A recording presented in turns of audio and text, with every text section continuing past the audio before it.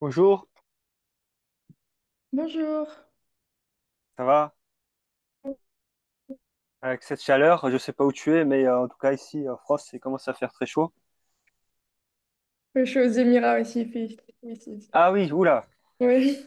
c'est l'une des. Attends, quoi que toi aux Émirats, il y a la mer à côté. Ouais, il y a la Ouais, mais mer à côté. Je sais pas s'il y a trop de elle est vent ou tellement pas. brûlante que... Non, elle est tellement brûlante que on n'y va Ah même ouais, pas. d'accord. Ah ouais, ouais, c'est pas pareil. Ouais. La chaleur, il me rappelle l'année dernière, il devait faire, je sais pas, en Arabie Saoudite, je pense, ou en Irak, il faisait genre 50 degrés à l'ombre. C'est assez, je sais pas aux Émirats combien il fait l'été, mais je pense que Ah on doit bah... pas beaucoup sortir l'été, quoi. Non, pas du tout. Pas du tout, on sort pas. Parce qu'à la clim. Est-ce que vous avez une plage aux Émirats ou pas? Oui, oui, on a des plages aux Émirats. Mais vous sortez l'été ou pas? Le matin peut-être à la plage ou le soir, mais pas en plein milieu d'après-midi ici. Ouais, ou à la piscine, comme ça l'eau est fraîche. On Ah reste oui, dans d'accord. l'eau. Ok. Mais on peut sortir, oui, ça nous arrive. Après, bon, après c'est vrai qu'on Quand vous reste plus. rentrez, Ah oui, vous êtes cramé, c'est ça? c'est exactement. Bon, allez, on va reprendre notre cours sur Leibniz, sur la liberté. Euh, donc là, le bac, il approche à grands pas. Bon, on a encore une semaine, on va dire un peu moins d'une semaine et demie.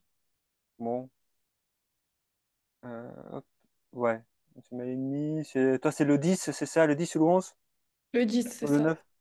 Ouais, ok, bon, un peu plus d'une semaine.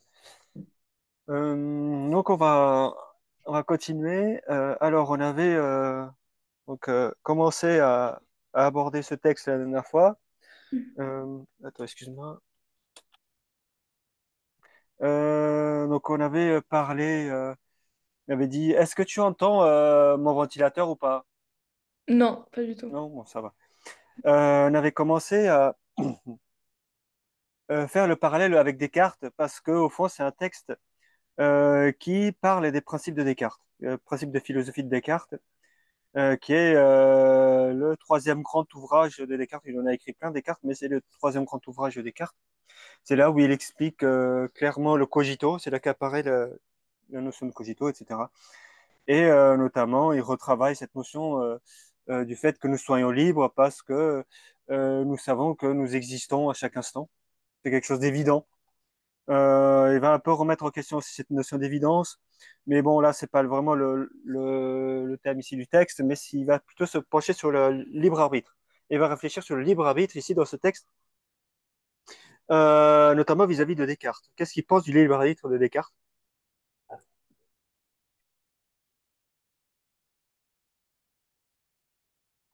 Je peux répondre? Pardon? C'est une question? Non, non, non, pas du tout. Non, Ah, j'étais en train ok. d'expliquer. Ok. Je suis... Euh, Et il commençait par dire que nous avons effectivement un libre arbitre. Ça, à la différence de Spinoza, un peu plus tard, qui dira que non, nous n'avons pas vraiment de libre arbitre. Là, il admet le libre arbitre. Il y a pas de souci pour ça. Par contre, en ce qui concerne certaines choses qui ne dépendent pas vraiment de nous, comme le fait de trouver le miel doux ou amer, ou le fait qu'un théorème nous apparaisse vrai ou faux, ça, c'est pas quelque chose qui dépend vraiment de nous, hein, mais on ne peut que examiner ces choses-là et réfléchir sur ces choses-là, et on ne peut qu'au fond identifier des vérités. Mais il ne m'appartient pas de savoir si je choisis le fait que le miel ben, m'apparaisse doux ou amer. Ce sont au fond des réactions chimiques. Euh, Et on avait continué en disant que quand quelque chose nous apparaît, donc quand nous décidons de quelque chose, c'est ce qu'il nous dit après, quand nous décidons de quelque chose, dans notre esprit, il y a toujours une sensation ou une raison quelconque qui vient un peu influencer cette décision. Le libre arbitre n'est jamais totalement à 100% libre. Il y a toujours des phénomènes extérieurs qui viennent un peu influencer nos choix.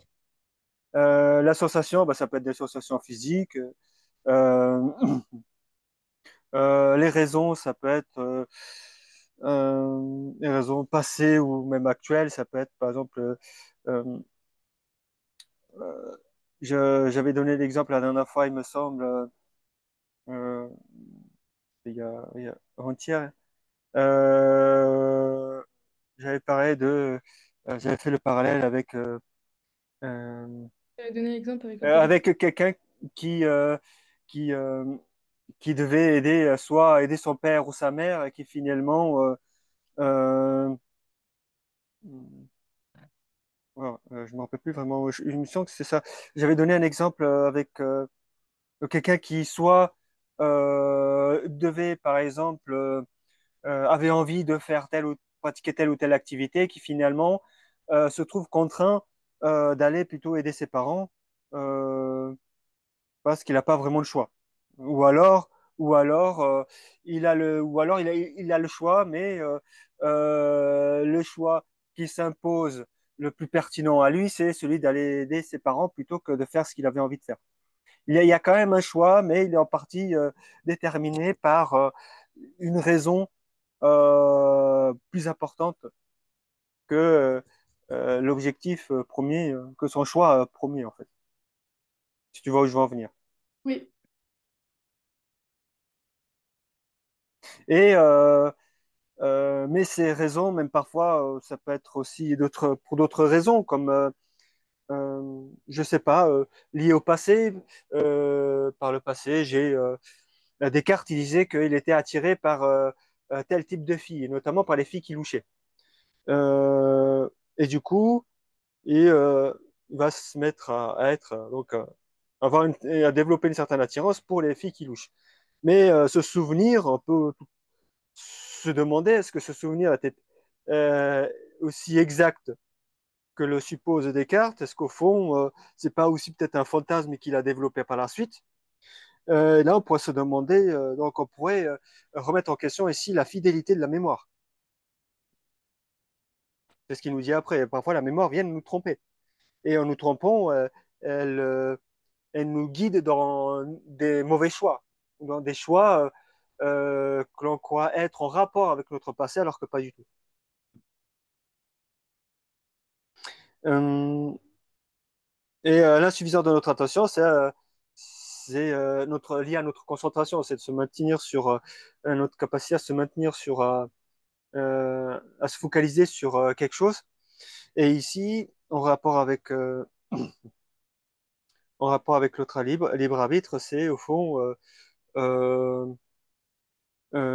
je fais un choix, mais j'y accorde pas vraiment d'attention, quoi. Que je prenne une glace à la vanille ou à la fraise, bon, bah, je vais prendre à la vanille, puis voilà, on va pas y discuter des heures. Au fond, c'est parce qu'il accorde pas trop d'attention à ça. Il aime tout autant la glace à la vanille que la fraise. Et ensuite, il nous dit, mais la conscience de ce qui est présent ou de ce qui est passé ne dépend nullement de notre arbitre. Donc, c'est-à-dire que euh, quand on a conscience des phénomènes qui se déroulent présentement ou de ce qui s'est déroulé antérieurement, ça, ces phénomènes-là, ça ne découle pas de notre choix. Ça ne dépend pas du fait qu'on choisisse que tel phénomène ou tel autre se déroule. On peut avoir un impact dans tel phénomène, sur tel phénomène, mais notre impact il est très limité.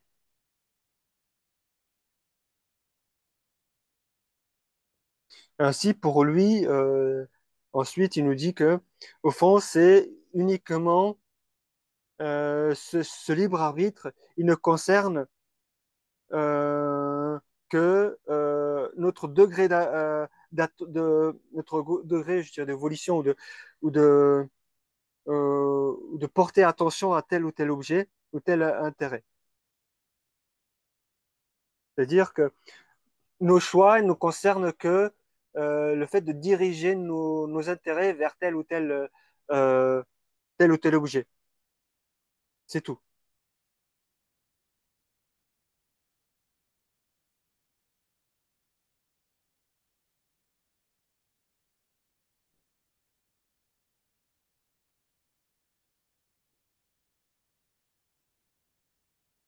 Donc, c'est-à-dire qu'il y a des phénomènes qui se présentent à nous, et en fonction de la variété des phénomènes qui se présentent à nous, nous, notre pouvoir, c'est tout simplement de choisir tel ou tel phénomène.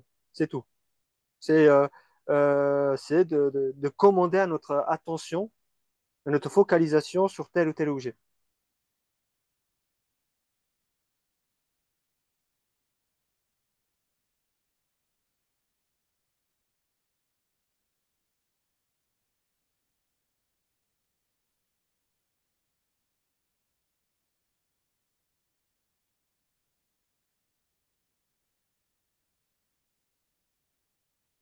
Et dans les dernières phrases, là, il nous parle de la vérité.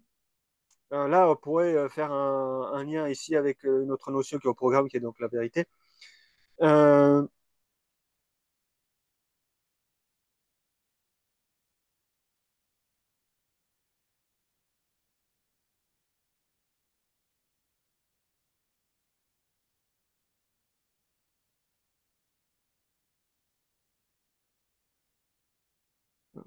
Excuse-moi, je réfléchis juste quelques instants.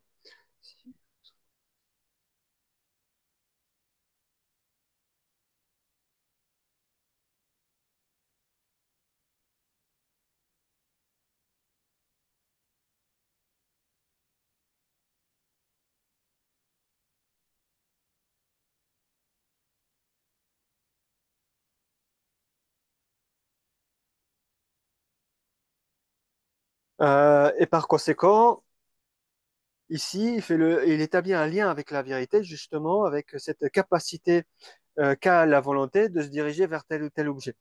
Et ainsi, en se focalisant sur tel ou tel objet, l'individu, l'homme en question, les hommes dont il parle, ben, au fond, ils choisissent leur propre destin et ils choisissent un peu aussi ce en quoi ils voudraient croire.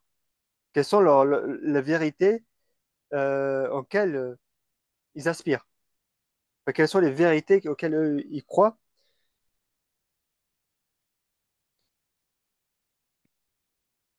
et vont ainsi porter beaucoup plus d'attention à ce type d'objet avec qui ils ont du coup développé un lien bien particulier. Et ce sont des objets qui leur apparaissent avec beaucoup plus euh, euh, d'intérêt et de véracité.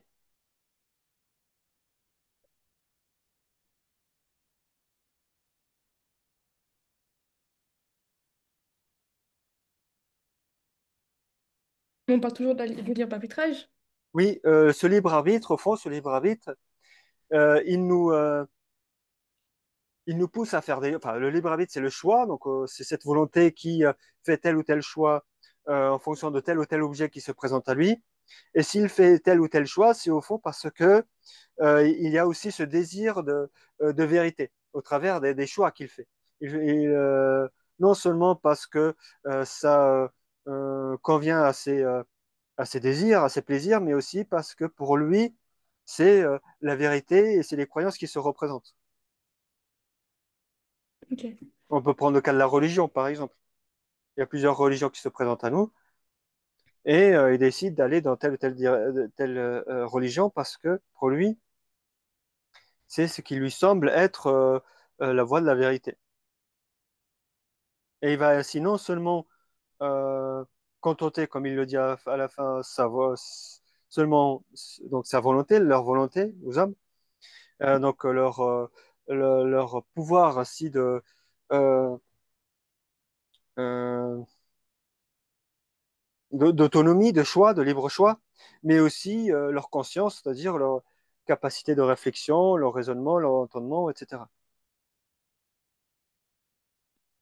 Est-ce que c'est bon pour toi ce texte? Oui, oui, c'est bon. Alors, ici, il y a bien entendu donc faut faire le parallèle avec Descartes, donc c'est pour ça qu'il faut aussi connaître Descartes. Descartes, pour lui, il nous dit que l'individu a un choix qui est total, il a un choix à chaque fois qu'il y a un objet qui se présente à lui, il a un choix euh, il le fait en fonction de sa raison. Et parce qu'il le fait en fonction de sa raison, les déterminations extérieures ont un poids relatif et assez minime chez Descartes. C'est quand même un peu, enfin, on n'est pas totalement dans cet esprit-là chez Descartes. Il y a quand même notre capacité de choix est quand même assez limitée parce qu'il y a des choses qui ne dépendent pas de nous. D'accord. Alors, Juste, désolé, je suis désolée, il y a une livraison qui est là, il n'y a personne chez moi, je peux aller rapidement oui, la oui, chercher. bien sûr, pas de souci.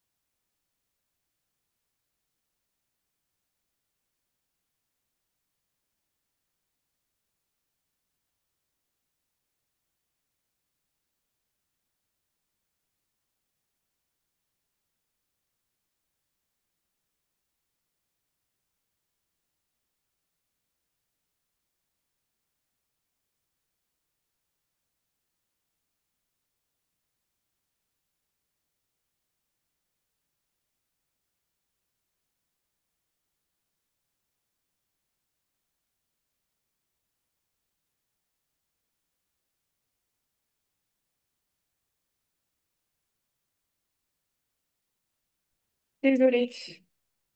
Pas de souci.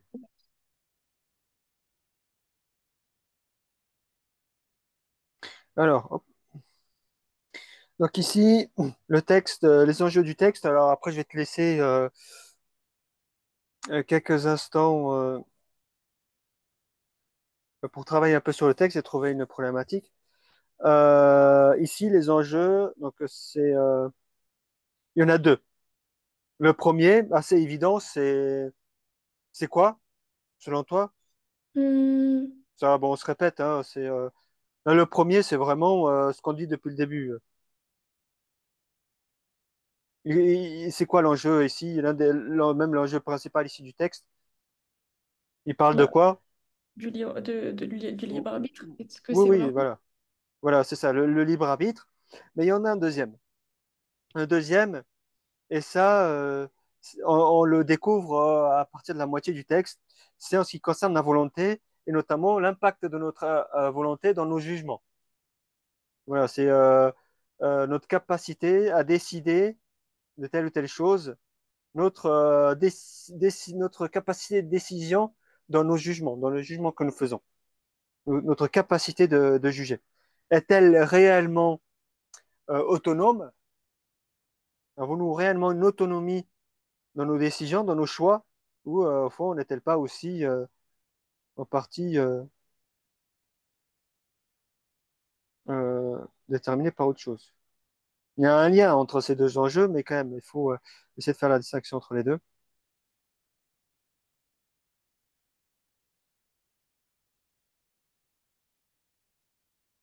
Euh,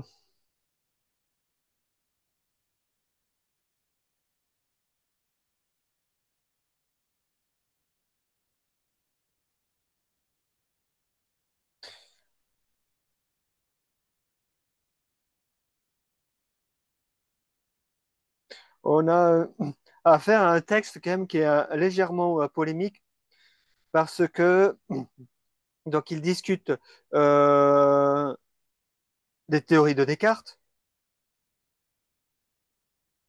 et pour Descartes, comme on le dit, la conscience, hein, ou comme il le dira plus tard, le cogito, c'est cette capacité.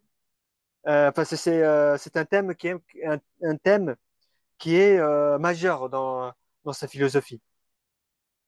Elle désigne pour Descartes, euh,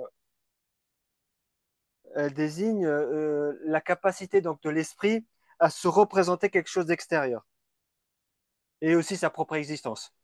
C'est ça la conscience pour dans le monde Descartes, dans la philosophie cartésienne, c'est justement cette capacité à se représenter un objet extérieur et aussi sa propre existence.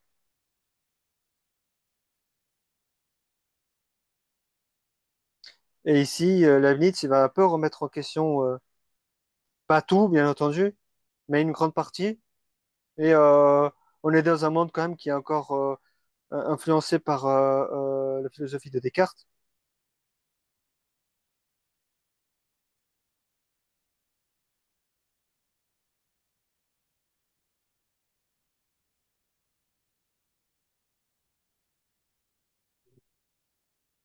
Oui, il va notamment, bon, bah, il va pas rejeter l'évidence, par exemple, mais parce qu'il considère par ailleurs comme quelque chose un peu flou, un peu obscur, et n'est pas suffisant pour expliquer euh, les, le libre arbitre le libre arbitre des personnes, notre libre arbitre.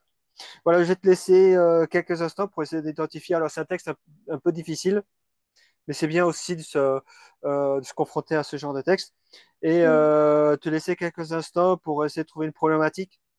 d'accord, Et on réfléchit dessus et ensuite, je te laisse essayer de voir un plan. d'accord. Je te laisse 5 minutes, Hmm, 5 à 7 minutes pour essayer de trouver une problématique. Tu peux faire la problématique en deux questions, mais pas plus. d'accord. Et je peux diviser le texte en maximum 3 parties? En deux ou trois parties, ouais. Ok.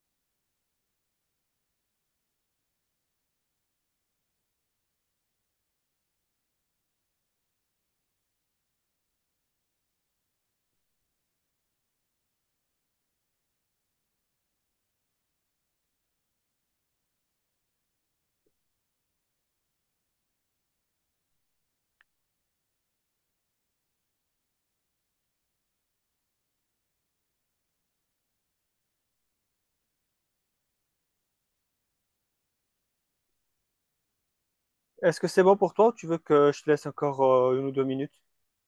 Est-ce que je peux avoir une ou deux minutes, s'il vous plaît, pour le plan? Oui. Merci.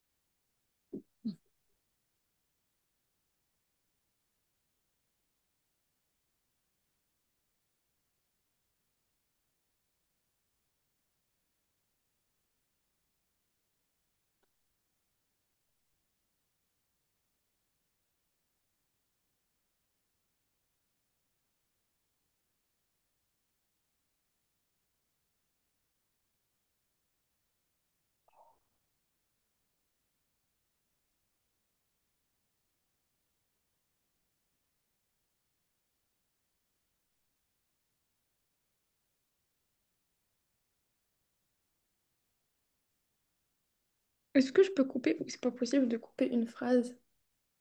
Enfin, dans le sens où prendre ma première partie qui s'arrête à la virgule.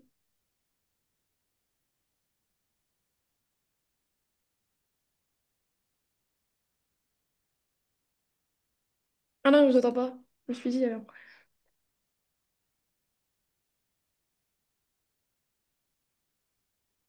Tu m'entends? Oui, là Ah, c'est bon. c'est bon. Ok. Ça a coupé, je sais pas pourquoi.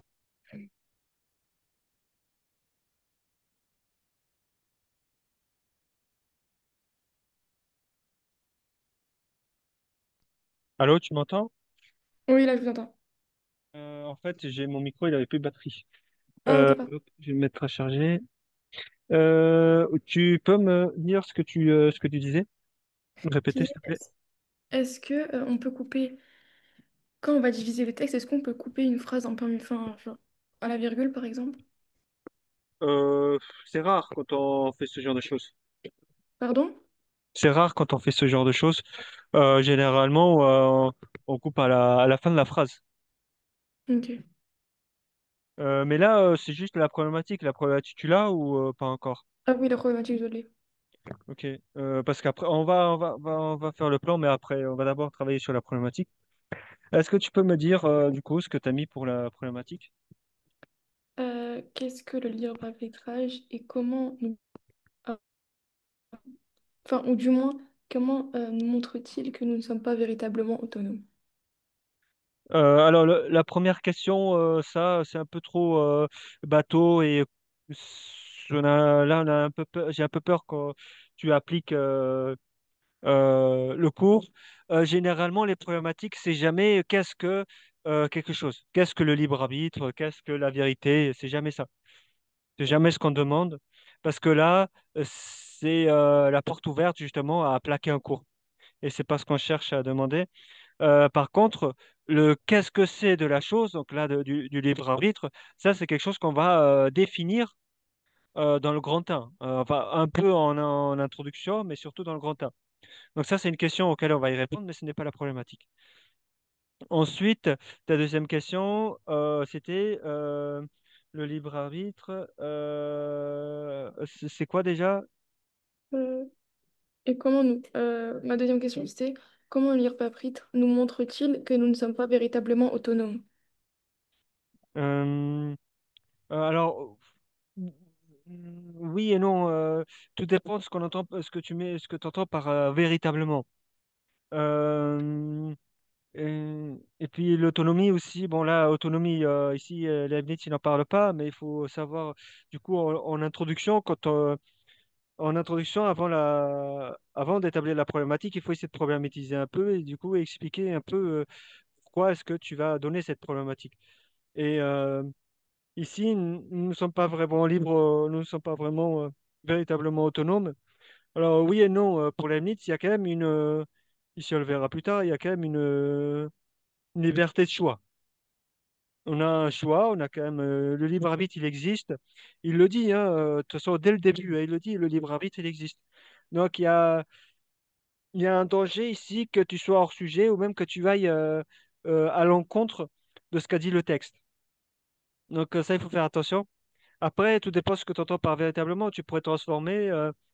On n'est pas peut-être on n'est pas notre euh, notre liberté de choix n'est pas véritablement autonome tel que le pense Descartes, tel que le peut supposer Descartes, voilà, ou quelque chose comme ça, où on a une part de choix, mais elle n'est pas totalement, plutôt que changer véritablement par totalement autonome. Voilà, par exemple. Alors moi, ma problématique en deux phrases, c'est, avant ça, il faut savoir que donc on va souvent associer la conscience, notre conscience, hein, notre perception des phénomènes, au libre arbitre, donc à la capacité de choix. Et là, entre parenthèses, on peut faire l'opposition avec les animaux euh, qui agissent très souvent par instinct, sans réellement penser est-ce qu'ils peuvent aller vers tel ou tel choix. Et souvent, oui, est-ce qu'ils peuvent aller vers tel ou tel objet, telle direction? Souvent, ils agissent très souvent par instinct. Euh, et du coup, ici, ma problématique, c'est, mais la conscience est-elle vraiment libre de choisir les contenus qui se présentent à elle? Et si ce n'est pas le cas, quelle place y a-t-il encore pour le libre arbitre? Euh, donc ici, la conscience est-elle vraiment libre de choisir les contenus qui se présentent à elle? Euh, Totalement, plutôt totalement. On va changer vraiment parce que là, ça me plaît pas, mais plutôt totalement. Mais la conscience est-elle totalement libre de choisir les contenus qui se présentent à elle? Ici, les contenus qui se présentent à elle, ce sont les phénomènes qui se présentent à moi. Est-ce qu'on a une capacité à prendre, à se, à exclure à exclure tel et tel phénomène, à avoir un impact sur tel ou tel phénomène qui se présente à moi. Et, euh, et ensuite, si, imaginons, ça c'est la deuxième question, hein, ma deuxième question, ce serait plutôt imaginons que le libre arbitre n'a pas vraiment euh, de place dans ma vie. Alors, que devient ce libre arbitre si, s'il n'a pas vraiment s'il n'est pas vraiment, euh, s'il n'y a pas vraiment de choix, si je n'ai pas vraiment le choix face à ce qui se présente à moi, alors que devient ce libre arbitre? Ça, ce serait la deuxième question. En fait, elle est là pour pousser donc le lecteur à se demander si, euh, s'il n'y a pas de libre arbitre, bah, qu'est-ce qui existe? Au fond, c'est ça. Donc, je répète pour que ce soit un peu plus clair. Mais la conscience est-elle totalement libre de choisir le contenu qui se présente à elle? Donc, est-elle totalement euh, libre de ses choix quant au phénomène qui se présente à elle? A-t-elle la capacité d'aller vers tel ou tel contenu qui se présente à elle? Et imaginons que, et donc si ce n'est pas le cas, quelle place y a-t-il encore pour le libre arbitre? Imaginons que on ne soit pas du tout libre de choisir tel ou tel contenu. Alors, à quoi bon imaginer le libre arbitre? Voilà. À quoi bon supposer la véracité ou les fondements, pas que- l'existence même de libre arbitre.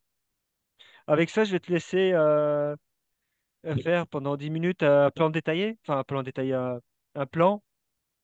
Voilà, en combien de parties tu vas diviser le texte en sous-parties et ensuite à l'oral, tu me diras ce que tu mettras dans chaque partie. D'accord? Ok. Ouais.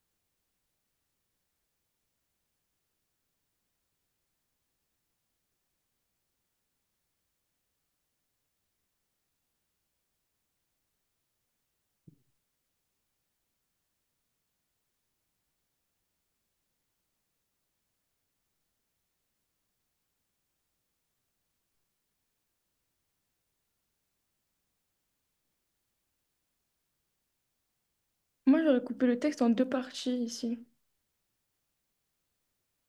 Ça dépend comment tu abordes la chose, mais c'est un texte assez difficile, mais on verra après de toute façon fait, on verra, on corrigera après.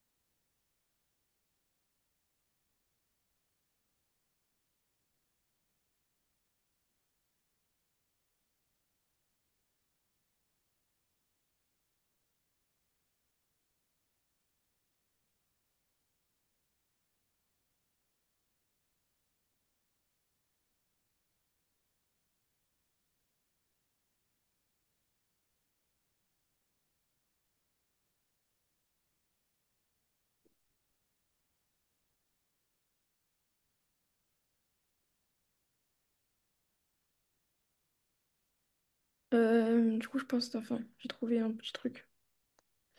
Oui, Euh, alors attends juste quelques instants.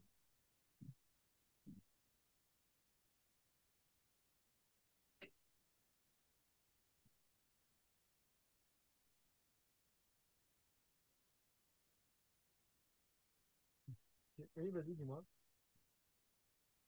Moi, j'allais parler dans le premier temps de la ligne 1 à 8. J'allais parler du fait que nous étions soumis, ouais, enfin que nos choix étaient, enfin que notre conscience était soumise au libre arbitre, par l'arbitrage, Que nos et décisions, elles sont quoi? soumise par, enfin, sont soumises au libre arbitre. Et euh, fait de 8 jusqu'à la fin, j'allais dire que euh, oui, j'allais parler de la volonté. J'allais dire que notre volonté joue un rôle aussi non négligeable dans notre choix, dans nos choix.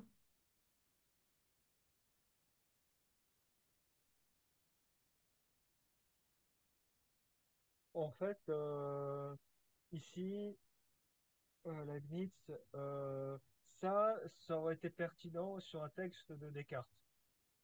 Mais ici, Leibniz, justement, il va démonter un peu toute cette perception du libre arbitre. Le libre arbitre, il a un pouvoir qui n'est pas aussi grand qu'on le croit, et très souvent, ce choix, il est un peu parfois euh, façonné par les illusions, par nos désirs. Par les désirs que nous prenons comme vrais ou les désirs que nous dirigeons en quelque chose d'absolu. Et tout en sachant qu'il y a quand même des insuffisances liées à la mémoire, liées à l'attention, que parfois ce libre arbitre est, comme il dit, déterminé par des sensations physiques, par des raisons de toutes sortes, des idées. Donc au fond, le libre arbitre est assez limité. Euh, moi, je le fais en trois parties le texte, mais on va voir après. Si on doit le faire en deux parties, le temps découpage, bon, il semble assez, en deux parties, il semble intéressant, euh, mais, euh, mais ça c'est un peu plus pertinent de le faire en trois parties. La première, ce serait de la ligne 1, 2, 3, 4 à 4. Ensuite, 4 à 8, 9, soit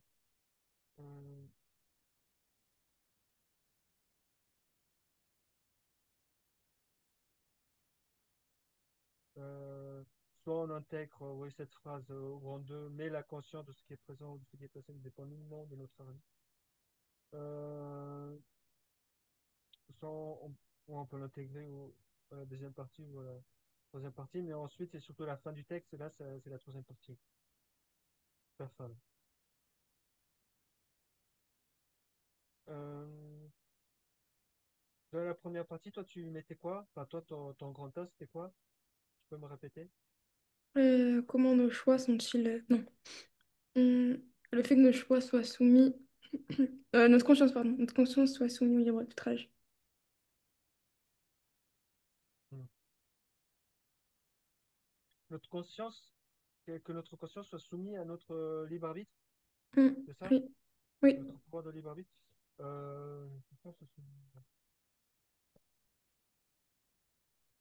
C'est étrange de dire ça parce que euh, soumis à parce que nos choix deviennent nos choix. Nos choix viennent de nos réflexions.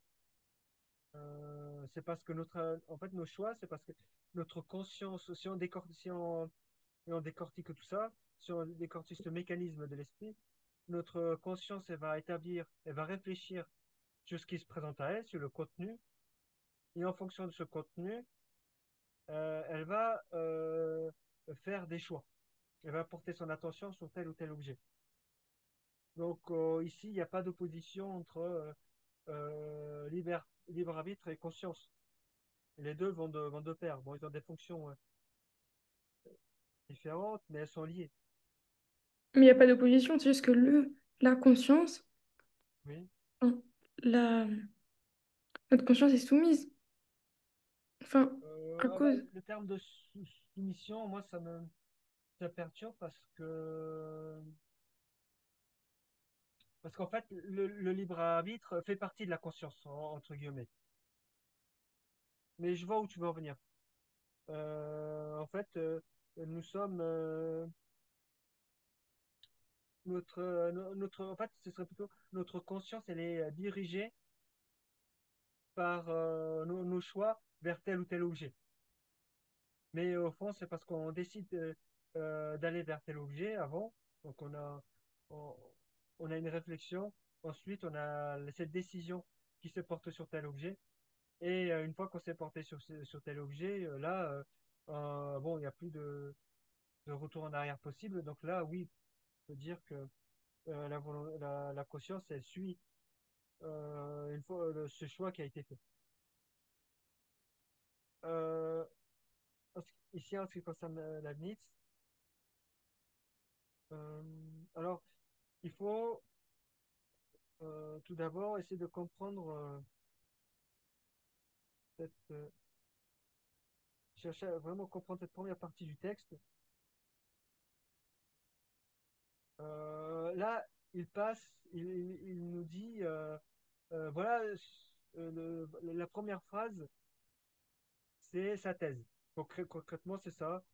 C'est enfin, c'est ce qu'il annonce et c'est quelque chose auquel il va essayer d'y répondre. Il y a un libre arbitre, mais ce libre arbitre, pour Leibniz, il ne s'exerce pas quand nous percevons quelque chose, mais uniquement dans l'action. C'est uniquement dans l'action, quand nous agissons, que nous sommes libres. Mais on verra dans la dernière partie du texte, et c'est ça vraiment le cœur même de la pensée d'ici de Leibniz, c'est que même dans l'action, le libre arbitre, il est limité. Mais c'est uniquement dans l'action et pas dans ce que nous percevons. Et une fois qu'il a annoncé ça, là, il va revenir sur notre capacité de percevoir les choses et faire le lien entre libre arbitre et percevoir les choses. On peut éventuellement diviser le texte en deux en disant que la première partie, c'est le libre arbitre face à ce que nous percevons, et deuxième partie, le libre arbitre dans nos jagissements. Là, on peut éventuellement diviser le texte en deux, et là, ce serait dans le découpage que tu as fait. Mais c'est, Mais mais tout c'est, d'abord, oui, je veux dire, c'est pas logique parce que quand ils disent quand, mais, enfin, il le dit au début, mais quand nous agissons. Bah, du coup, on aurait tendance à penser que, bah, que voilà, c'est au début on pourrait parler d'action. non, c'est après, parce que d'abord, il doit délimiter le libre arbitre. Il doit d'abord dire ce que le libre arbitre ne peut pas faire. Et ensuite, enfin, quelles sont les limites du libre arbitre. Et ensuite, au sein de ces limites, quel est son pouvoir. Tu vois? Oui. De toute façon, il va y venir. Donc, c'est pour ça que dans cette première partie, si on fait en deux parties ou en trois parties, bon, on va rester sur moi, mon découpage. Dans cette première partie des trois parties, il va ensuite nous dire que euh, il ne dépend pas au fond de moi si tel ou tel objet m'apparaît comme euh, m'apparaît euh, enfin que j'éprouve telle ou telle sensation. Ça dépend pas de moi, vraiment, de mes choix, si j'éprouve telle ou telle sensation. Tu vois ici, est-ce que tu comprends ici l'exemple? Quand tu as des sensations, quand tu éprouves des sensations, quand tu manges du chocolat, ben c'est pas un choix de savoir si tu aimes ou t'aimes pas le chocolat, puisque c'est des sensations agréables ou désagréables que ce qui sont ressentis par ton corps. Est-ce que là tu comprends? Oui. Donc ici, c'est ça en fait la, hop, non, non, je me corriger. Ici, c'est ça le cœur de notre grande partie, c'est mon grand 1,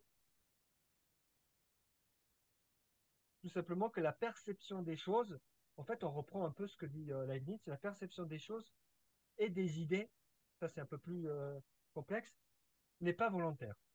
C'est-à-dire que quand on perçoit quelque chose, c'est pas volontaire. C'est automatique si c'est pas volontaire.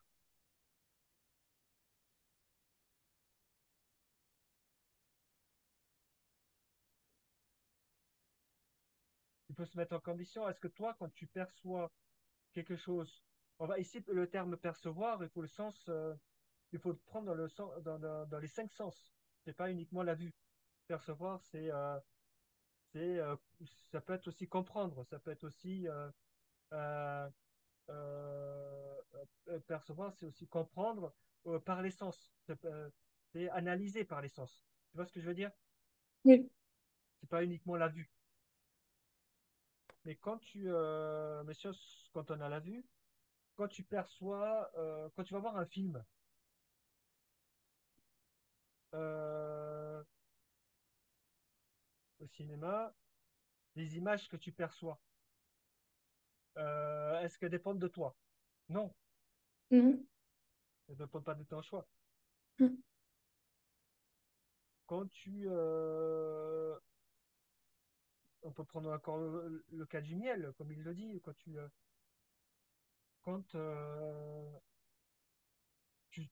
mettons, voilà, tu manges du miel, tu vas trouver ça bon. Mais ce bon, est-ce qu'il découle vraiment d'un choix, si on réfléchit bien? Bah non, Selon c'est... toi, bah, pour moi et pour l'ennemi, ça ne dépend pas vraiment d'un choix.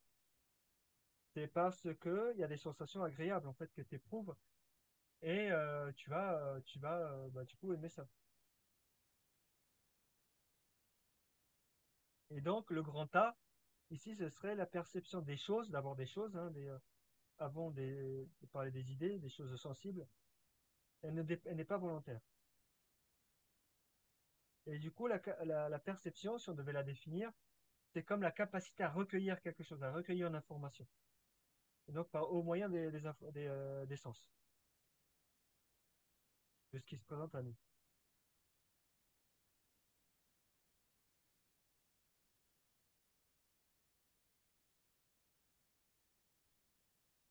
Si on peut donner un autre exemple. Par ailleurs, Leibniz, et ça, c'est un des cours aussi que je fais sur la liberté, euh, quand tu entends le bruit de la mer, est-ce que tu entends euh, chaque, euh, chaque bruit de chaque goutte d'eau?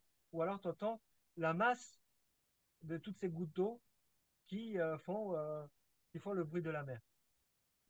La masse? Oui, voilà, donc c'est plutôt ça que tu entends. Ça ne veut pas dire que tu n'as pas la capacité d'essayer de te concentrer pour essayer de percevoir certains sons particuliers. Tu peux arriver à percevoir certains sons particuliers. Mais, d'une manière générale, tu ne perçois, tu n'entends que la masse assemblée de tout ça.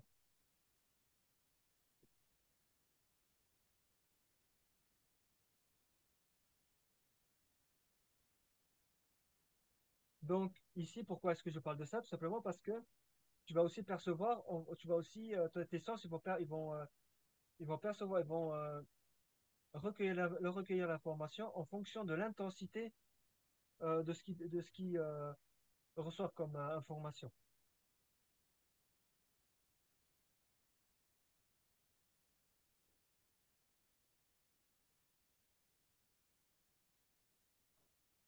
C'est-à-dire qu'on n'a pas vraiment de choix euh, dans, euh, dans ce que nous pouvons entendre, goûter, parce que pour ça, il faudrait analyser chaque bruit de l'eau et prendre le son qui nous intéresse de chaque bruit du son de l'eau.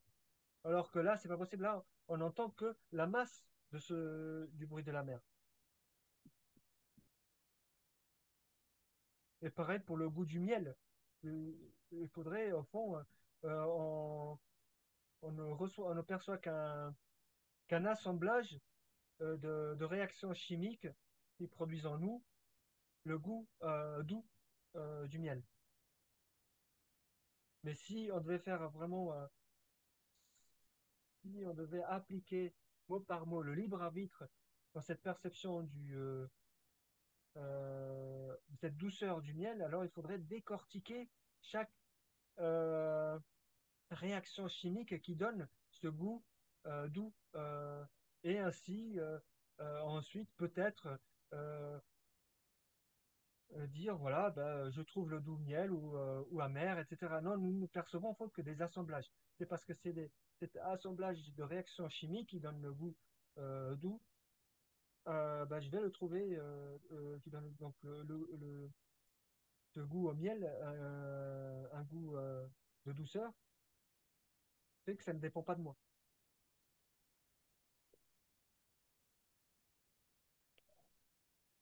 C'est bon pour toi? Oui, c'est bon.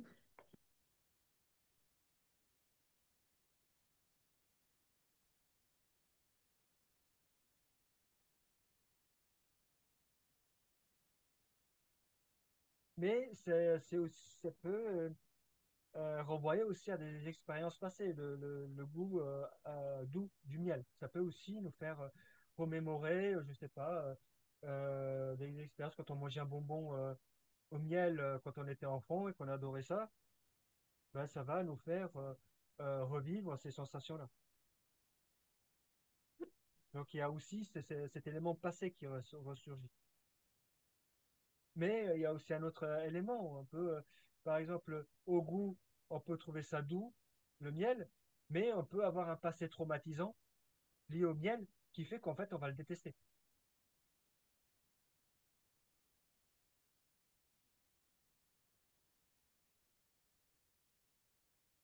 Donc, ça veut dire qu'on est, et là, on tombe sur quelque chose qui déjà va à l'encontre de ce qu'il disait Descartes, c'est qu'au fond, cette perception des phénomènes fait qu'on est passif. En fait, on est passif devant cette perception des phénomènes. On n'est pas du tout actif. On perçoit l'information, on recueille l'information. Et ensuite, le B, c'est la perception des idées n'est pas non plus volontaire. Ça, c'est le grand B. Alors pourquoi, ici, c'est quoi les idées? Qu'est-ce que tu entends par perception des idées? Ici, dans notre texte. Bah, du fait que, enfin, euh, il y a toujours, on parle de perception dans le sens où parce qu'il y a toujours quelque chose qui va inciter notre, enfin, un élément. Lui, lui, il prend l'exemple, je sais pas, un souvenir ou une raison passée qui va aussi jouer un rôle bah, non négligeable dans notre choix. Oui, là, tu avances un peu trop loin. Tu as un lien, mais en fait, c'est ici, euh, il faut s'écarter de cet aspect subjectif et de notre histoire passée, mais simplement, qu'est-ce qui est opposé à objet? C'est l'idée. Donc, on perçoit des objets extérieurs, mais les idées, c'est quel type d'éléments? C'est des éléments intérieurs. Et du coup, ici, quel est, on va dire, l'exemple qu'il donne d'une idée, une idée au sens large, auquel on n'est pas, auquel notre choix n'a pas d'implication. Qu'est-ce que l'on perçoit concrètement ici, qui relève de l'intellect et qui n'est pas objet de choix? Un théorème, Voilà. Ici, c'est le théorème qui donne. mais, non, mais donc c'est pas grand B, parce que c'est Ça, A petit, ça, c'est c'est grand 1, grand 1, petit A, petit B. non, non, Ah, mais tout le temps, on se comprenait pas en fait. Même hier, j'ai écrit n'importe quoi en fait. ah, non, non, c'est le grand 1. Petit a, c'est perception, perception des objets extérieurs.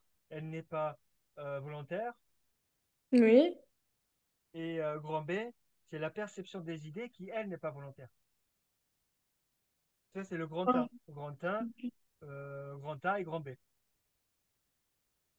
Moi, c'est comme ça que je construis un plan. Il y a le grand 1, voilà, c'est la première partie. Grand B, c'est le grand A, c'est le premier paragraphe. Et grand B, le deuxième paragraphe. d'accord. Euh, Après, bon, la construction du plan, ça peut varier, hein. On peut même changer. On peut dire que le dire grand 1 pour la première partie, on peut dire grand A. Ça, après, c'est juste une formalité.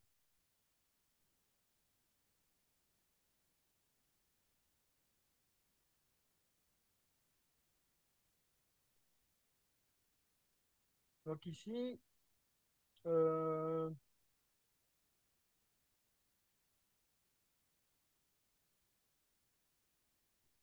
du coup, qu'est-ce que tu peux me dire sur ce théorème?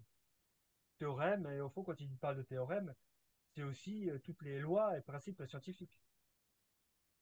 Bah, que ce sont, enfin, qui sont déjà établis, euh,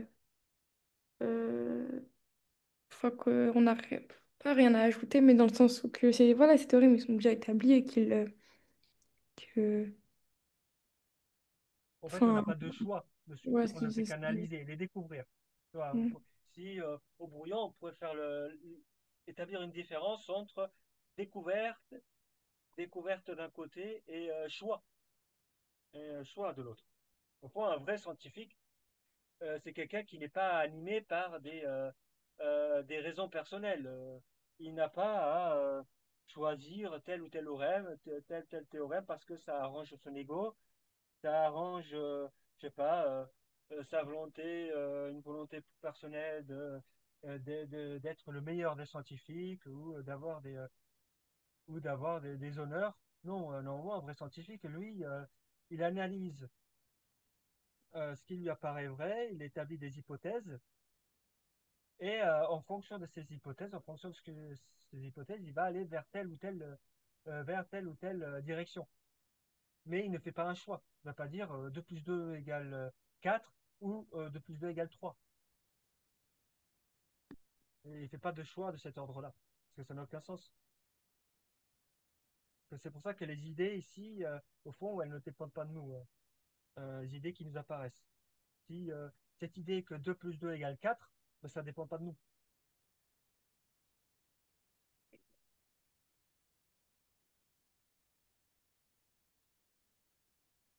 Ça veut dire que ici, l'esprit, il est comment face à cette perception? C'est ce qu'on disait à la fin de notre grand temps. Il est Hmm. comment face à la perception de ces informations? Bah, c'est des informations quoi, extérieures, Comment il donc se comporte? Comment il se comporte on avait dit quoi face aux objets extérieurs? Que l'esprit, il est, pas volontaire, oui, du coup, il est un terme qui caractérise ça. Il n'est pas volontaire, il est, involontaire. oui, il est passif. Ah, C'est ok, ça, moi il est j'ai passif. dit. Et du coup, ici, c'est pareil. Ici, l'esprit, il est passif face à ces données qui se présentent à lui. Mais la conscience a quand même un pouvoir, c'est de les examiner. Et pourquoi, à ton avis, est-ce que c'est un pouvoir d'examiner, d'analyser ses perceptions? Hmm. Qu'est-ce qui, euh, qu'est-ce qui démontre que l'homme a ce pouvoir d'examiner les choses?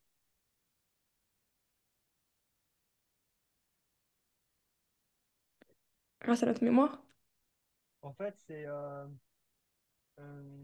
il faut nous comparer aux animaux. Parce que les animaux, eux, pour bien comprendre cette faculté ouais, d'examiner les choses, il faut nous comparer aux animaux parce que les animaux, eux, ils n'ont pas vraiment cette capacité-là. Ou alors, ça reste très, euh, très restreint.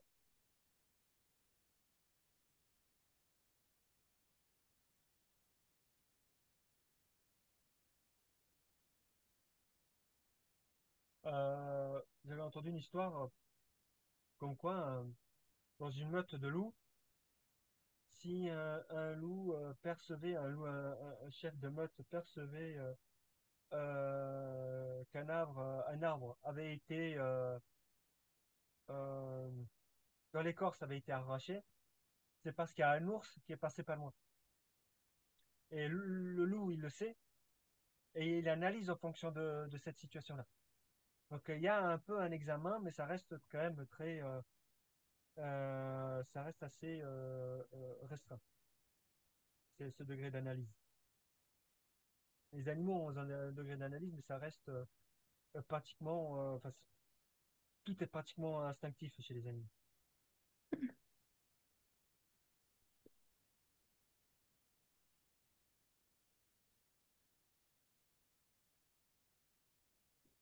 par conséquent, si on reprend le cas du théorème, euh, ça renvoie à ce que je disais tout à l'heure. Si le fait de juger quelque chose de vrai ou de faux, ça ne dépend pas de notre volonté. Ça ne dépend pas au fond de notre volonté de juger de quelque chose qui est vrai ou faux. Mais de quoi, à ton avis, du coup,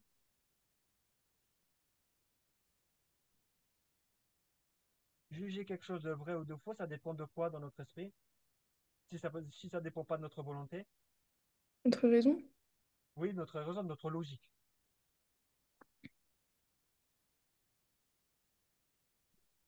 Ça veut dire que la logique s'impose à l'esprit. Ça, c'est extrêmement important. Et ici, on a déjà une première critique de la philosophie de Descartes.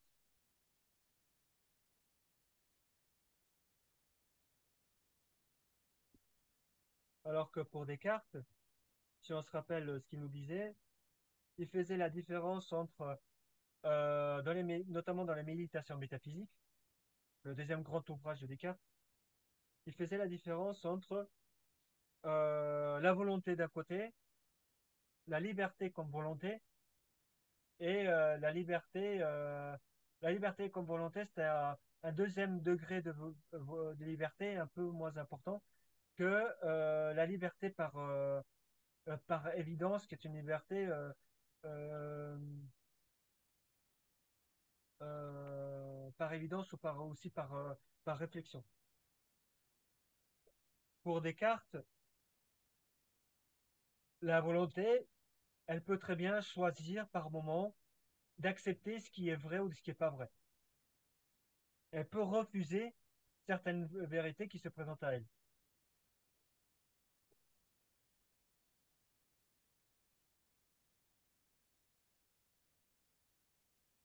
Et on peut le voir par exemple en politique. euh, Ça, c'est quelque chose qui arrive très souvent. On énonce une vérité et pour des intérêts personnels, bon, on préfère se voiler la face et ne pas accepter ces vérités.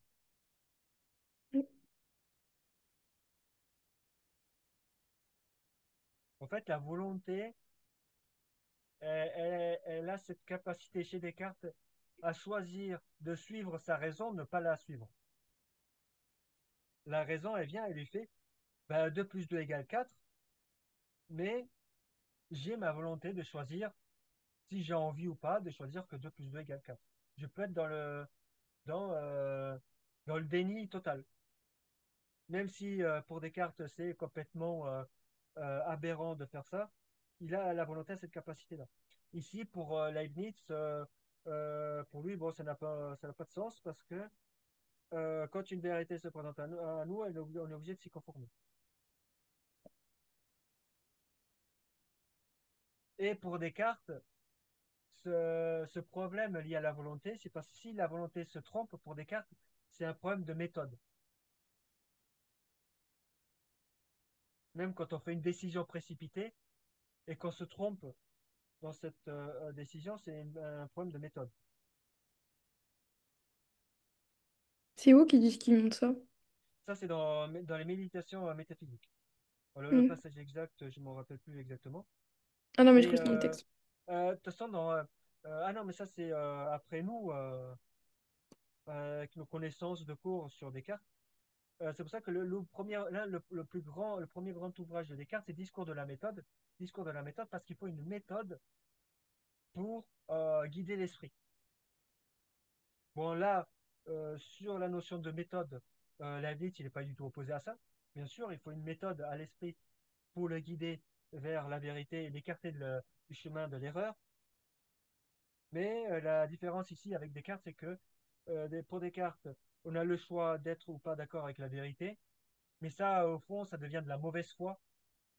Euh, c'est du déni, tout simplement. Alors que, au fond, si on creuse réellement pour l'avenir, euh, on n'a pas d'autre choix que d'accepter les vérités qui se présentent à nous.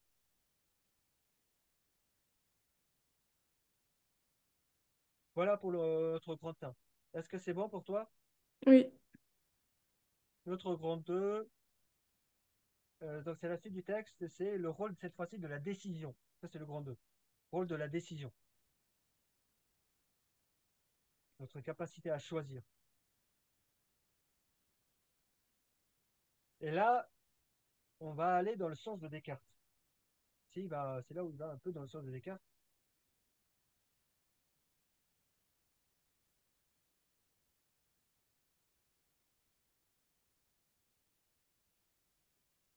Le grand A, on va dire que, hop, je vais juste le texte.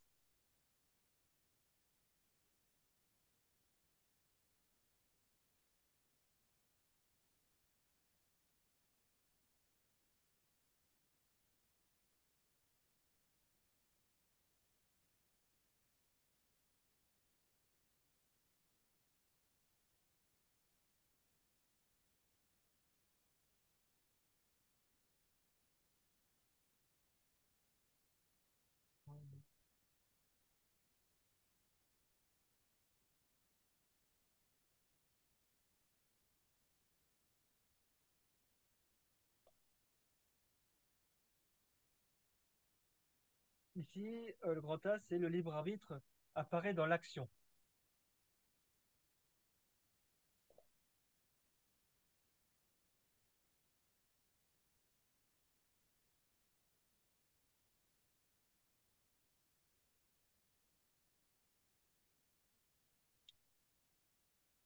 On va juste simplement revenir sur le début du texte. Au début, il nous dit que le libre arbitre, il apparaît uniquement quand nous agissons. Et ici, il faudrait du coup définir, peut-être on peut éventuellement définir la notion de liberté, de libre arbitre dans le grand 2, en disant que c'est tout simplement une capacité à choisir entre différentes options possibles et normalement indépendante de toute contrainte extérieure qui se présente à nous. Donc on a cette capacité à choisir en fonction des événements qui se présentent à nous. Dans une, on va dire, relative indépendance des objets extérieurs. Je dis relative parce qu'il y a toujours, comme on le verra après, une forme de contrainte extérieure. Mais le libre arbitre, normalement, dans son sens absolu, c'est indépendant de toute contrainte. Sauf que là, on voit bien que c'est pas le cas. On verra que c'est pas le cas.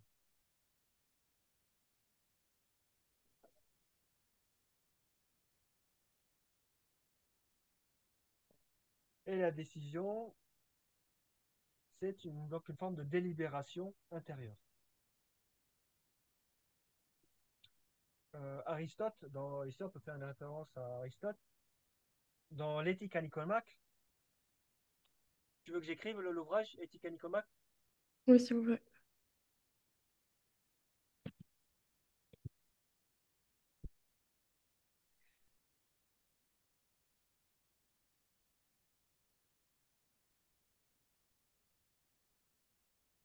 Euh, Ah, dans les commentaires, je peux faire des références.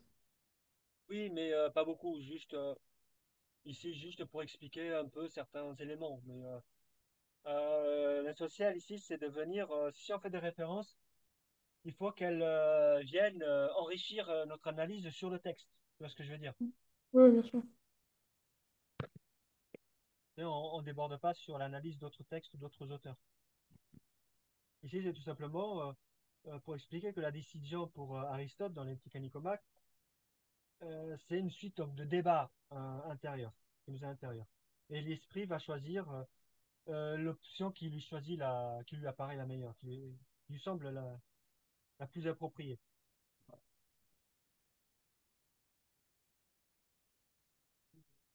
Et donc, en vue d'un profit personnel, en vue d'être vertueux, etc., par exemple. Voilà notre grand A.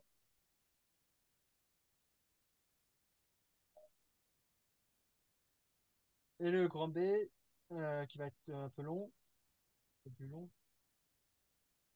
Mais le libre arbitre n'est pas absolu. Il a une capacité, donc il existe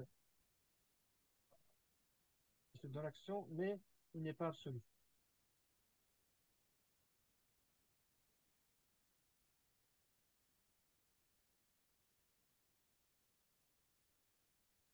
Alors, pourquoi? Qu'est-ce qui vient perturber ce libre arbitre? Ça, c'est ce qu'on avait dit, et c'est ce qui apparaît dans la suite du texte. Qu'est-ce qui vient, on va dire, pas perturber, mais euh, qui vient empiéter sur sa décision? Quels sont ici les éléments de texte qui viennent empiéter sur notre capacité de décider de tel ou tel domaine? Euh, En fonction de notre mémoire. Enfin, ce qu'on a, Et par exemple, avant, avant. Euh,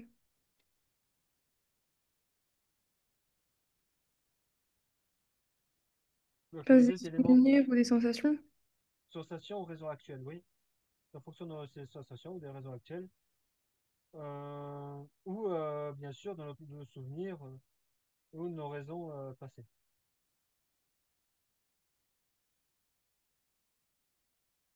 Non, euh,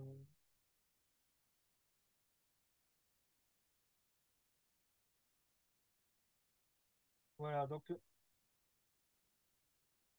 il y a des éléments qui viennent, qui relèvent, qui ne relèvent pas de notre libre arbitre et qui se présentent à notre conscience.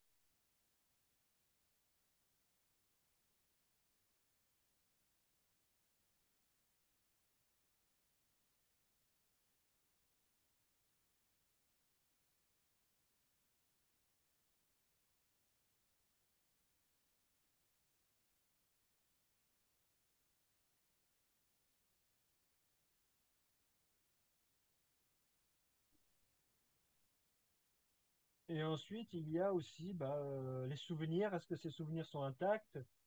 Est-ce qu'il a la capacité vraiment de garder toute trace intacte de ses souvenirs? Dans un chantier, par exemple, on est en train de construire une maison et là, le chef de chantier, il doit faire appel à son souvenir face à tel phénomène qui se présente à lui et il doit prendre une décision. Mais est-ce que son souvenir, il va être intact? Est-ce qu'il va réussir à se souvenir de tous les éléments? Ou alors est-ce qu'il va pas devoir aller fouiller dans les dossiers pour faire en sorte que le chantier avance correctement?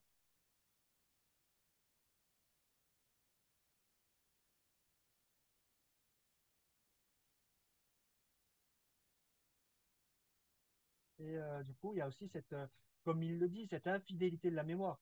Parce que la mémoire, elle est faillible, justement.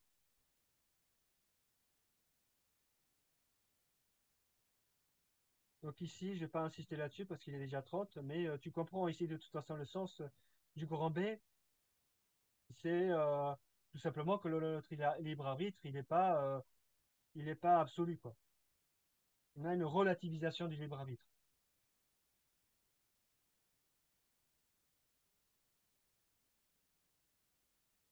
Et ensuite, l'autre grand 3, la partie un peu plus compliquée, c'est le pouvoir de la volonté.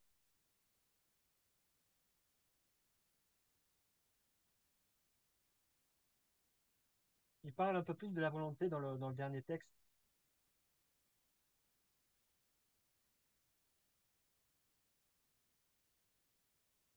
Donc oui, là, on peut éventuellement diviser le texte en deux. On pourrait intégrer ici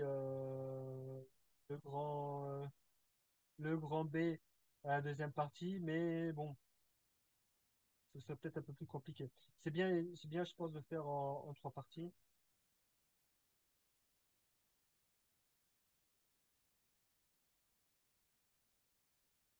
Et il faut bien faire la distinction entre décision et volonté. Décision, c'est une délibération intérieure. D'accord? Tel que le disait Aristote, c'est une délibération.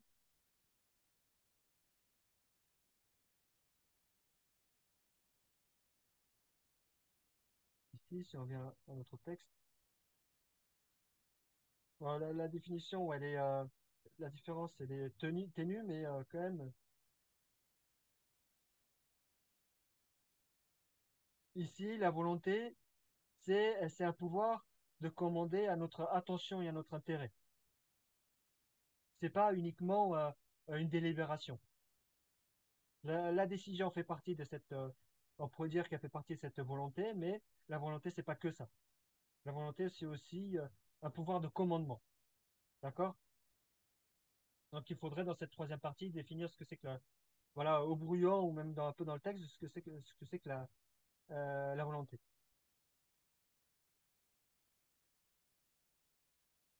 En fait, ouais, la troisième partie, elle commence vraiment à nous reconnaissons à la volonté que le pouvoir de commander, etc. Puisque, mais la conscience de ce qui est présent, de ce qui est passé, ne dépend nullement de notre arbitre. Ça rejoint notre grand B du grand E. D'accord? Tu suis, c'est bon? Oui, bien sûr. Parce que voilà, ce sont ces idées passées qui se viennent en nous. Et ça, ces idées passées, ben, ça a été passé. Ce sont d'anciennes décisions. Et ces anciennes décisions, elles ne font plus partie de la décision actuelle. Tu vois ce que je veux dire? Oui. C'est bon? Et donc, hop. Donc ici, la première partie, ça va être vraiment le pouvoir de la volonté. Alors, Kant, lui, plus tard, il reviendra sur ça. Lui, Kant ira un peu plus dans le sens de Descartes, bien qu'il s'en écartera quand même un peu. Mais bon, ça sera remis un peu en question par Kant. Ici, donc, le pouvoir de la volonté et le grand A, ce pouvoir est réel, bien que limité. Donc on rejoint un peu le grand B, ça suit un peu le grand B du grand 2, que la volonté comme la décision est limitée. Et ici, qu'est-ce qui vient? Quel est le mot ici qui vient délimiter la volonté? Il y a un terme, un mot qui vient délimiter la volonté. Dans la première, on va dire dans la première ligne. Enfin, nous reconnaissons à la volonté que le pouvoir de donner à l'attention, et à l'intérêt. Il y a un mot ici qui vient délimiter cette volonté. C'est quoi?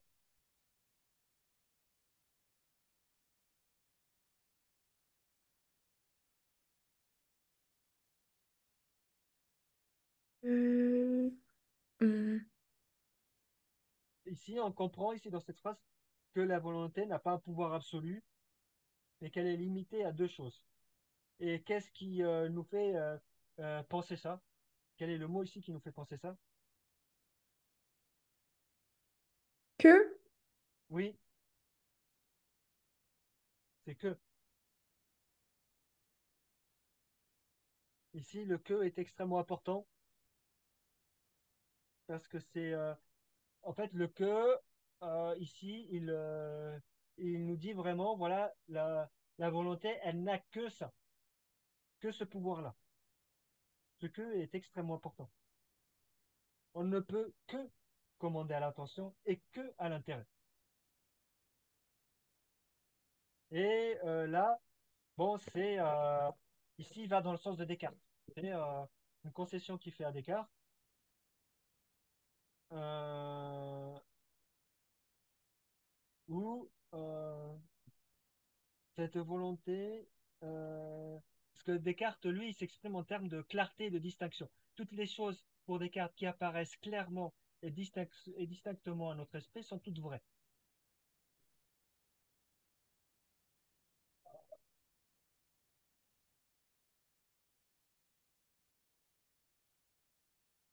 Et donc, euh, pour Descartes, on a vraiment une liberté que face aux choses qui nous apparaissent clairement et distinctement. Donc on a une liberté, on a une liberté, on a un pouvoir, une volonté d'action que face aux choses qui nous apparaissent comme vraies, donc claires et distinctes. Ici, Leibniz, cette volonté, elle commande à l'attention, à l'intérêt, que, que si elle identifie des choses qui lui paraissent vraies. Donc son champ d'action va être large et va être libre que si elle accepte la vérité. Mais pour que la volonté, elle accepte la vérité, il faut qu'elle puisse commander à l'attention et à l'intérêt. Par exemple, euh, euh, nous dit si tu veux pouvoir voyager comme tu veux, bah, il faut que tu travailles. Donc, la volonté, qu'est-ce qu'elle va faire? Elle va diriger son attention et son intérêt sur le travail, sur un travail pour pouvoir avoir une certaine rémunération, pour ensuite pouvoir voyager, comme elle l'entend. Et donc le voyage, c'est la vérité? Enfin, comme vous dites, la volonté. Ici, non, la vérité, c'est si tu veux voyager, ben, il faut il faut travailler. C'est ça.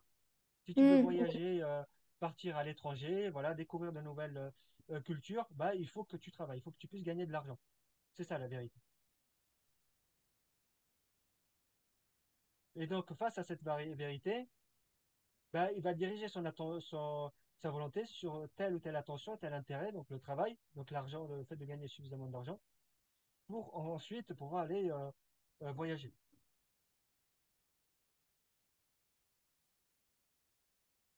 Et c'est une vérité qui devient évidente par la suite pour Descartes. Mais bon, ça, le terme d'évidence, Leibniz, il le remet un peu en question. Ça, on va le voir après. Mais ici, toujours dans le compta,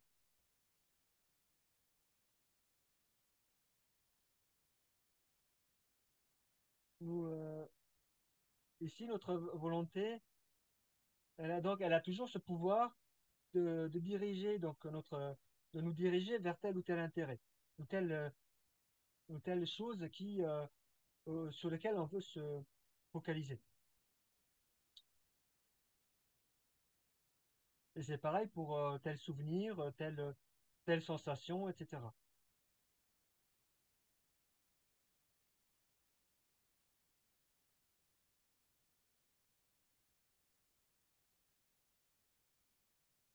Ça veut donc dire que l'attention et l'intérêt ne font pas le jugement. C'est pas l'attention et l'intérêt qui font le jugement. Ça, c'est notre conscience au travers de notre volonté qui font le jugement. Mais l'attention et l'intérêt viennent apporter un degré de qualité. C'est-à-dire que pour pouvoir pour pouvoir juger d'une chose, pour pouvoir faire un choix, un véritable choix, il faut que je puisse me focaliser suffisamment longtemps dessus. Par exemple, je vais juger, si je dois juger si je préfère telle glace à la vanille ou telle glace à la fraise, il faut que je puisse suffisamment analyser la question. Il faut que je puisse me dire, ben, au fond, peut-être que je préfère un peu plus la vanille pour telle ou telle raison, ou la fraise pour telle ou telle raison. Donc, ça dépend du degré d'attention que je vais accorder à l'objet en question. Mais si je m'en fous un peu et que bon, je vais prendre la vanille parce que c'est un peu ce qui vient à l'esprit, ben, au fond, là, le degré de la qualité le degré d'attention, il est moindre.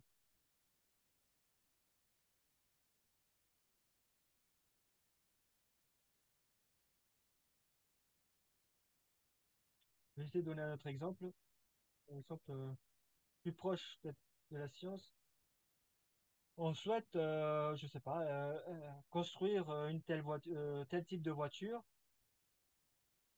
En fait, on a deux choix qui se présentent à nous. Et on va se diriger vers tel type de construction automobile parce qu'on estime que, en fonction de l'attention, du degré d'investigation qu'on a porté sur telle construction, on estime que euh, cette voiture va être beaucoup plus bénéfique pour la population. Et du coup, on va apporter notre attention et tous nos objectifs vers telle construction. Donc c'est la conscience qui fait le jugement, enfin, ouais, Euh, ici, notre jugement, ici, mais ici notre volonté, enfin notre volonté, au travers de notre conscience, parce que notre conscience, elle analyse tout ça. Notre volonté fait partie de notre conscience. La volonté, c'est un aspect de la conscience, La volonté, elle a ce pouvoir de se diriger vers tel ou tel objet, de telle idée, en fonction de tout un tas de paramètres.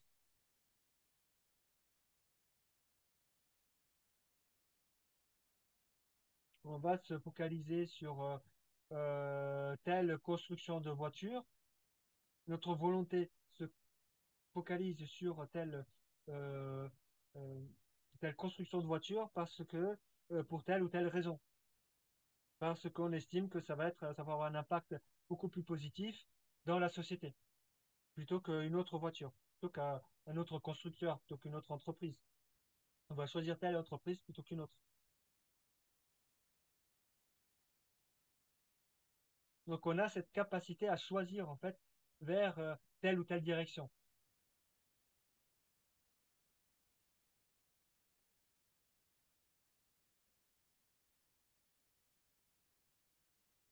Mais quand on se trouve face à la vérité, là, il n'y a pas de choix à faire. On l'accepte. Est-ce que tu vois la différence? C'est bon ou pas? Et donc la dernière partie, euh, le grand B, la vérité, ici on rejoint la notion de vérité, a des critères objectifs. Donc, à la différence de ce qui est subjectif. Subjectif, c'est ce qui est personnel, d'accord? Et subjectif, c'est ce qui concerne, c'est ce qui est applicable pour tous ou pour la majorité des gens. Donc la Tout ce vérité, qui vaut ok. a des critères objectifs. La vérité, c'est quelque chose qui ne dépend pas de moi, Mhm. uniquement de moi. Donc à des critères, La vérité a des critères objectifs. Ça, c'est le grand B.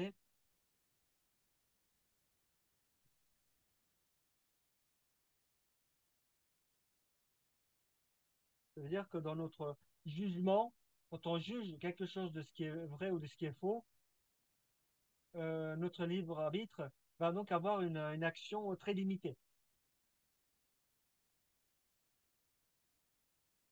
du coup, notre volonté dépend de variables extérieures.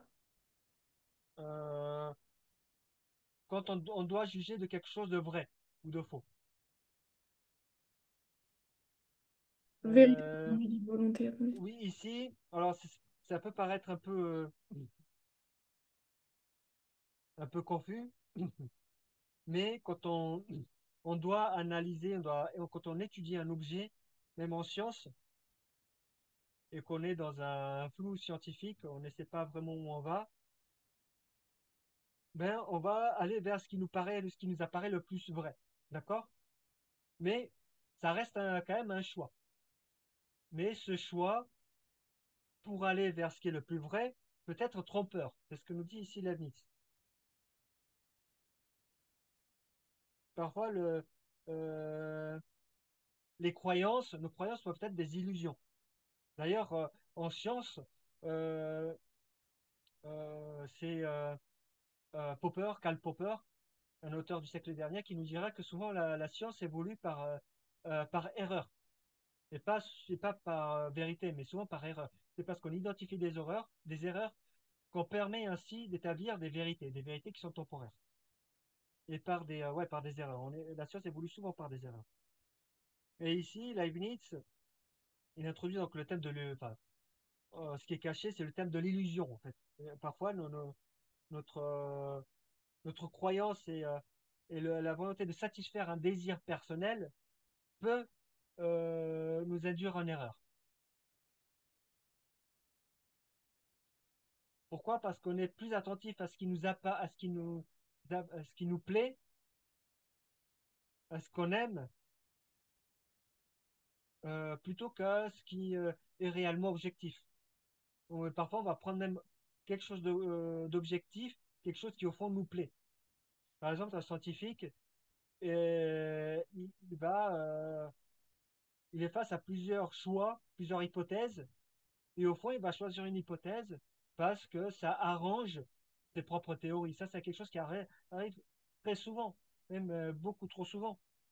Il y a beaucoup d'hypothèses, de scientifiques qui vont dans tel sens parce que ça arrange leur propre, on va dire leur propre ego, mais sans vouloir tomber dans la morale, parce que ça arrange leur idée de base.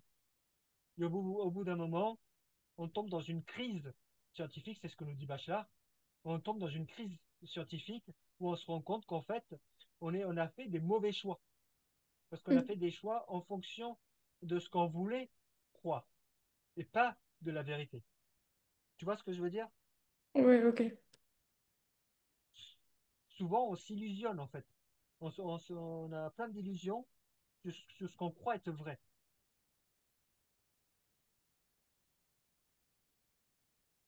Donc, très souvent, c'est cette expression qui nous dit de prendre très souvent ces désirs pour des réalités. C'est que ces Prendre désirs, les... on a envie qui deviennent réalité.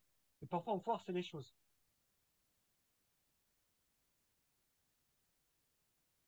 Et c'est pour ça aussi que pour Leibniz, ici, le point crucial, c'est se méfier de l'évidence.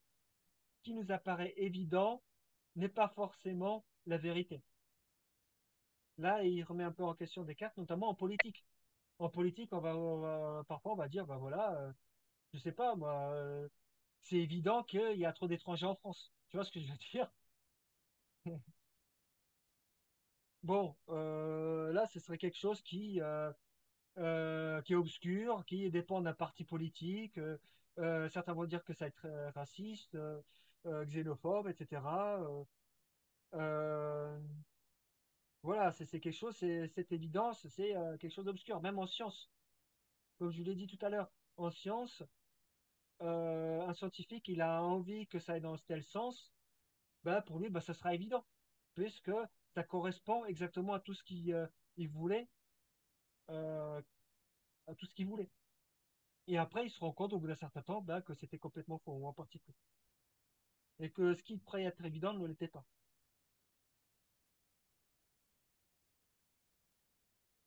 Mais ça ne veut pas dire qu'il rejette l'évidence, attention. Mm.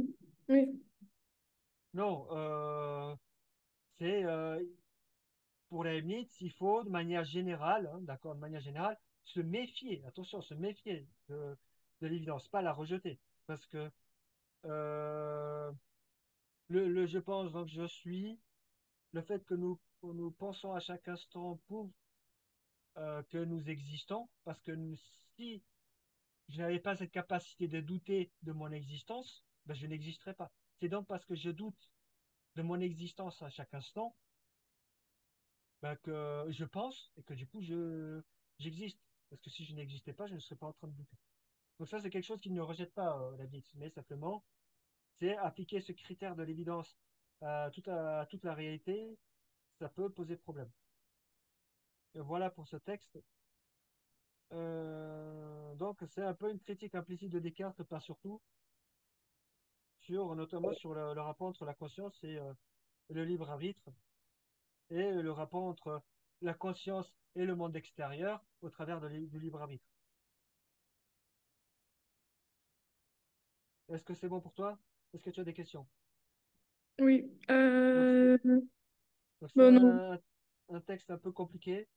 Ça nous a Oui. pris les 2 heures, du coup, plus un peu la demi-heure dernière fois, mais au moins comme ça, on a bien décortiqué le texte et on a bien fait ressortir les idées essentielles. Ok. Est-ce que je pourrais, pour la prochaine fois, je sais pas, rédiger l'intro et après on la voit au début et on dit si c'est bien, parce que voilà, on l'a Ah pas oui, oui, fait. ça c'est bien ça. Oui, oui, oui. Et on verra plutôt à sujet dissertation. On va un peu faire une pause au niveau des textes. On va faire un sujet dissertation pour en faire quand même quelques-unes. Mais Et, le problème euh, est... c'est- Oui. et après, on reviendra sur le texte la fois d'après. À Mais le moins que problème tu est... veuilles, à Ouais. moins que tu veuilles qu'on reste sur le texte, mais c'est toi qui vois. Je pense que c'est mieux de rester sur les textes parce que les dissertations, enfin, j'en ai déjà fait. Je fais ça que depuis le D'accord. début de l'année. Et sincèrement, je Oui. suis pas sûre encore de prendre une dissertation. J'ai pas Ok. de. Je préfère. Parce que je me dis que la dissertation, c'est du par cœur, quoi. Et je préfère. Euh, oui, c'est par cœur parce qu'il n'y a pas de texte, mais l'avantage de la dissertation, c'est que tu es assez libre, en fait. Tu es assez libre de rédiger, de faire ta rédaction. Et au fond, le sujet de dissertation, c'est un débat. C'est entre le oui et le non. Et tu vas faire ta rédaction en fonction du oui et du non. Parce que la problématique, c'est ça. La problématique, c'est tu fais émerger un conflit, on va dire, entre le oui et le non. et ensuite tu établis ton sujet de dissertation. Ici, le texte, le problème, c'est de passer complètement à côté et de parler, de paraphraser ou alors de parler de choses qui n'ont rien à voir ou alors d'être en contradiction avec le texte. Hmm. Donc Bah, à toi de voir. À toi de voir. On verra de toute façon. Si tu veux, on peut faire un texte la prochaine fois et après on voit. ok, on fait comme ça. Et non, On voit. la dissertation, parce que la dissertation, même quand je commence, je fais mon plan, je dois l'appuyer, enfin, il doit s'appuyer sur des doctrines. Enfin, par Oui, exemple, je sais pas, donc c'est oui. pas mes Des propres, c'est pas mes références, propres. Oui, voilà. Donc c'est pas des mes références propres philosophiques. arguments. Pardon? Oui. C'est pas mes... Oui, parce que bah, de toute façon, bon, après dans le texte, c'est le même schéma, mais tu as argument, référence et exemple et explication. Mais par Oui, exemple, pourquoi le après, c'est bonheur? sûr que oui, le bonheur, bon, là, tu vas faire référence bon, à Rousseau, à Platon et tout ça. Mais oui, après, c'est sûr que là, la dissertation, elle fait appel à, à tes connaissances de cours. Mais c'est vrai que les élèves qui n'ont pas trop étudié le cours, qui n'ont pas trop de références, vont plutôt prendre le texte. Après, moi, dans les copies que j'ai eues, euh, les élèves, ils n'avaient pas forcément de meilleures notes au texte que à la dissertation. Par Oh, contre, à la dissertation, j'avais des élèves qui avaient pardon, les notes, elles allaient plus haut en dissertation qu'au texte, et inversement, en dissertation, elles allaient plus bas que dans le texte. Le texte, c'est souvent ouais, une mesure on va dire, un peu de sécurité, parce on se dit qu'on va pas avoir trop loin de la moyenne, mais en contrepartie, pour bien avoir une bonne note au texte, là, c'est un peu plus difficile d'avoir une très bonne note au texte qu'en dissertation. Mais oui, mais par la... contre, tu peux avoir une plus mauvaise note. Enfin, plus long les statistiques, hein, il y a plus grandes chances d'avoir une mauvaise note à dissertation que au texte. Voilà, c'est un peu voilà, c'est un peu ce qui ressort de manière générale. Hmm. Ouais, parce que la dissertation, c'est... je sais pas comment expliquer, mais genre... Tu... En fait, bah ouais, on doit étudier des doctrines, etc. C'est pas... Mhm, ouais, Je peux ouais. m'en sortir avec le commentaire. Même la dissertation, en fait, je fais que prendre ça depuis le début de l'année. Et Oui, je sais pas, ça me réussit pas. Donc, j'essaie de ah oui, tester. d'accord. Après, après, c'est de l'entraînement, hein. C'est beaucoup d'entraînement. Moi, j'ai eu du mal aussi au début. Je suis arrivé après, mais c'est vraiment beaucoup d'entraînement. Parce que problématiser, même pour le texte, en fait, le cœur de la philosophie en terminale, c'est la problématique. C'est vraiment ça. Tout, Hmm. tout tourne autour de ça. Et problématiser, c'est compliqué. Et c'est pour ça qu'il faut vraiment intégrer très tôt cette notion du oui et du non dans le texte. Alors, c'est pas un oui et un non qui s'opposent radicalement, non. Mais par exemple, la liberté est-elle une illusion? Oui et non. Mais c'est pas un oui et non en totale opposition. Mais c'est oui, pourquoi est-ce qu'en partie la liberté est-elle une illusion? Là, on va prendre le cas de Spinoza. On est tous déterminés, sauf on a une liberté, mais en Dieu. Donc tu vois qu'on n'est pas totalement, la liberté n'est pas totalement une illusion, mais en grande partie quand même. Et non parce que, voilà, on va prendre le cas de Descartes, tout simplement. Voilà. Ok. Et par rapport au plan de... Comment ça s'appelle? Non, même le commentaire aussi, les transitions. Oui, il y a les transitions aussi, oui. Oui, Les transitions, ok. entre chaque grande partie. Ok, et ces deux... euh, En fonction du texte. C'est en fonction du texte, en d'autres parties. Ici, pour Leibniz, bon, étant donné que le texte est quand même assez compliqué, moi, si j'étais correcteur, si je vois que les idées essentielles sont ressorties et que ça suit une certaine logique, bon, deux, oui, pourquoi pas, mais ça aurait quand même été mieux de faire en trois parties ici pour Leibniz. Mais deux, ici, moi, j'accepte deux. Après, il y a des textes, il faut le faire en trois parties où là, c'est bien délimité. Ok, oui, bien sûr. Ok. Voilà. Super. Bon. Je sais pas quand t'as lieu notre prochaine fois, je crois que c'est mercredi, non? Le 4. Ouais, c'est ça, mercredi. Et ensuite, je vais juste revoir les dates. Après, on a un vendredi, ouais, vendredi et lundi. Alors, je donne une info comme ça, mais bon, je suis pas sûr de moi.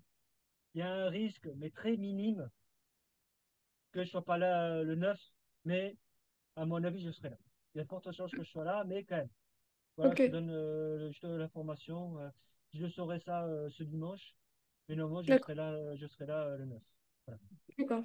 Ok, super. Bon, On fait bah comme ça. écoute, je Merci. te souhaite un bon fin de week-end, bon dimanche, et mercredi alors. Merci à vous aussi. Au revoir, à mercredi. Au revoir.